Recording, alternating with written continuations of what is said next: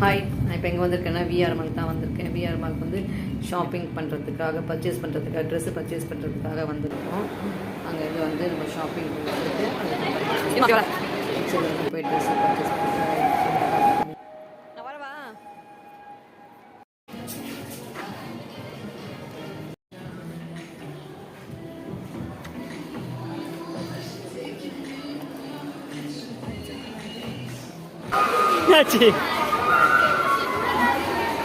Dress வாங்கிட்டு அங்கேருந்து அடுத்து நம்ம சாப்பிட்றதுக்காக மால்குள்ளேயே இருக்கிற ரைட்டர்ஸ் கஃபேக்கு தான் போயிருந்தோம்.